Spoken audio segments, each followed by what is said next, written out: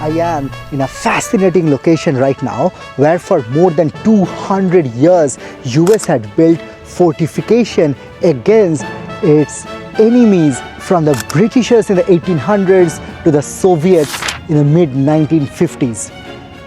This area has some amazing beaches, bird watching and trails, and also boasts the oldest lighthouse in the US.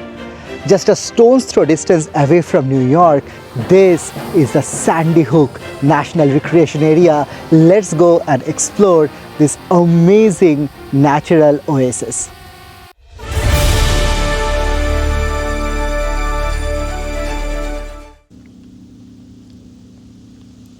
Right there is the pit which housed 4 mortars which were designed to sink enemy ships coming into New York Harbor, and right opposite to that lies the lighthouse, which was designed to guide and give hope to all the friendly ships coming into the New York Harbor. This duality of purposes is what makes Sandy Hook so unique.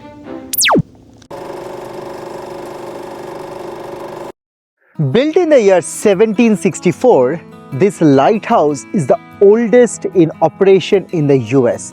Now, when it was built, it used to run on well oil, which was changed to kerosene in like early 1920s, and today this obviously runs on electricity.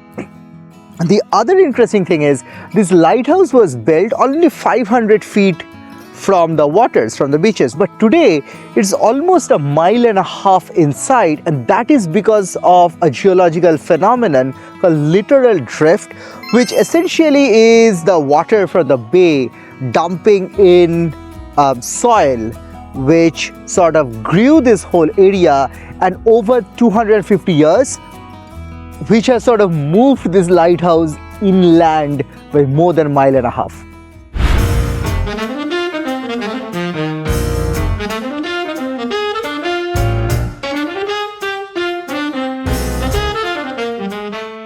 Coast Guard.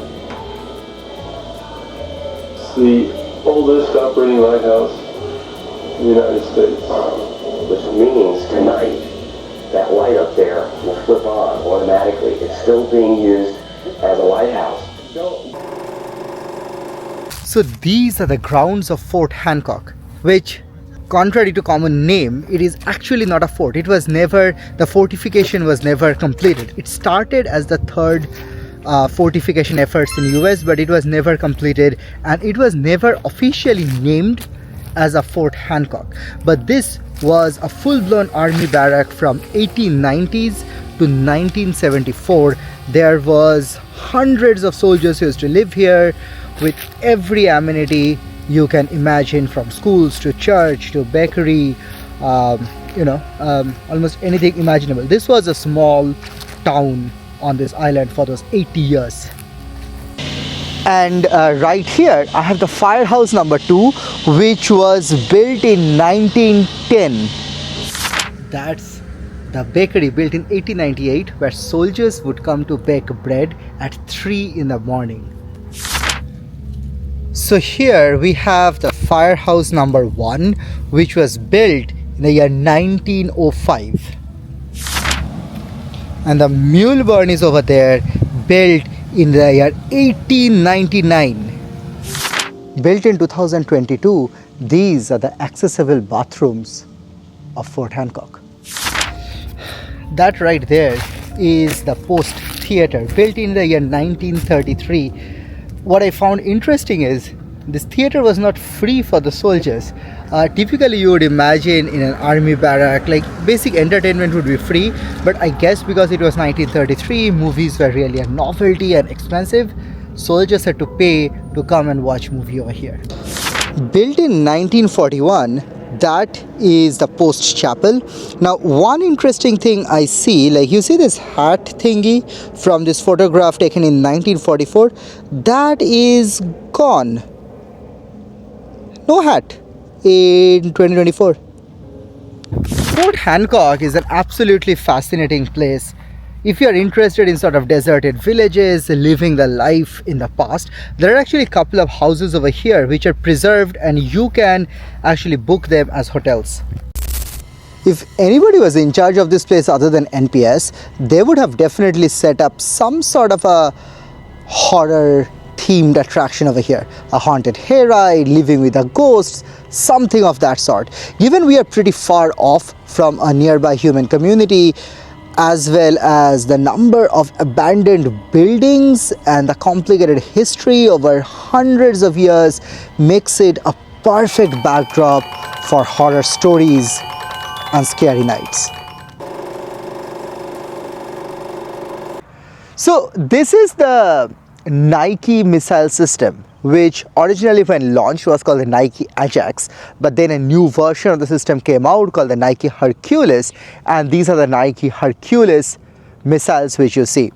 These were first installed in the year 1954, created by Bell Laboratories, primarily for the Cold War era, to try to protect US from any long-range Soviet bombers and missile attacks.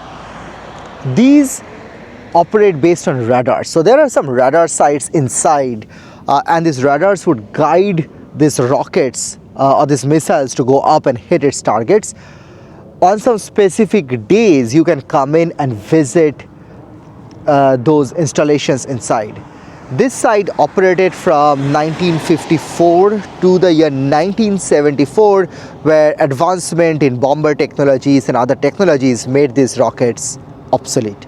Today, it's a very cool and somewhat scary reminder of the Cold War era. I am at another major installation of military guns right here. This is called the 9-gun battery. As the name suggests, there are a total of 9 guns over here, which are all pointed at the sea. And these were built in 1890s. These were known as sort of the vanishing guns, because the guns would recoil after firing and they would sort of vanish behind their concrete bunker.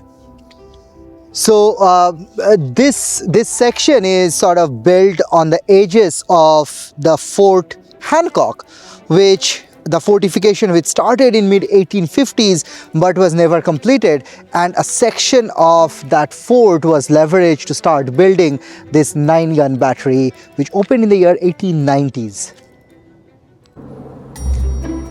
Right over here, hidden behind the trees, is a signboard. But here's where it gets interesting. It does not have any signs. So let's talk a little bit about the geology and the name. So this thing is called a barrier spit and not a barrier island. The main difference being a barrier island is typically parallel to the mainland, whereas a barrier spit is connected at one end to the mainland, like what Sandy Hook is. Now, the name is derived, the Sandy Hook name is derived from the Dutch word Sant Hoek. Hoek basically means an angle or a corner. So this thing forms an angle with the mainland, and that's what the Dutch word is, and from there came Sandy Hook. We are right now exploring the Sandy Hook Proving Grounds. This was the Ordnance Department's first official proving grounds, essentially a big boys gun range. This operated from the beginning of Fort Hancock in the year 1874 till 1919, when it moved to Aberdeen in Maryland, because as the guns got bigger and they had to fire larger shells and further distances and things like that, Sandy Hook just proved to be a little bit smaller. So this area right here was called the magazine, and these walls which we see, they were there to protect all the arteries which were being fired. Obviously the risk was an explosion or a misfired artillery falling on the ammunitions and storage. So these were the most important section of the proving ground, where they would protect and save and store all the unfired artilleries and ammunitions. So right in the middle of the Fort Hancock fortification area lies this section for mortar batteries. More than 173 guns were installed here in different layers facing the sea, and more than 30 guns were installed facing any landward invasion. And this area had a lot of mortars, and we see some of the remains of that inside this Fort Hancock.